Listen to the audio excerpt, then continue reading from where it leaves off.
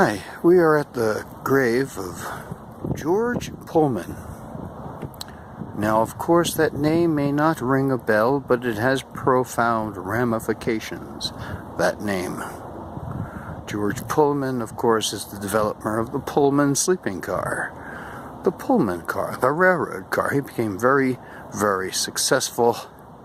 Also was very famous for the Great Pullman Strike, in which there were federal troops brought in, where there was a big problem. A lot of people were killed, and he was greatly disliked by a number of people.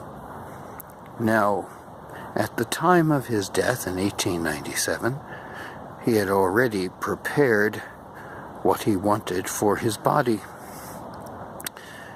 He knew that he was not well liked.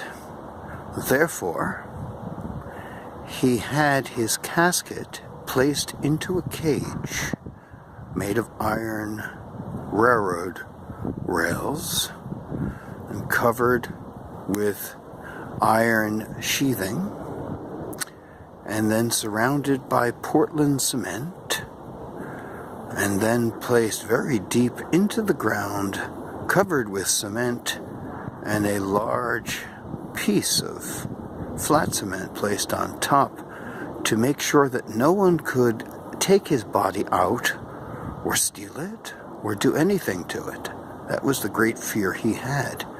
Now, what is very interesting about this tomb, this grave, is the fact that Robert Lincoln was very involved with the Pullman Company, the Pullman Railroad Car Company. In fact, after George Pullman's death, Robert Lincoln became one of the people in charge of it. Now, of course, he was involved here with the burial of George Pullman, and also in 1901, when his own father, Abraham Lincoln, was going to be reburied within his tomb, he used the principle used by George Pullman to re-entomb his father.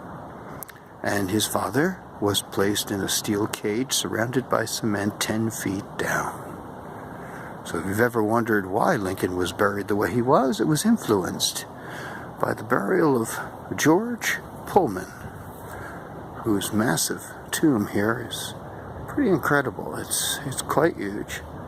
He's next to his wife here, and their daughter right there. But once again, this is what influenced the burial of Abraham Lincoln, the grave and entombment of George Pullman.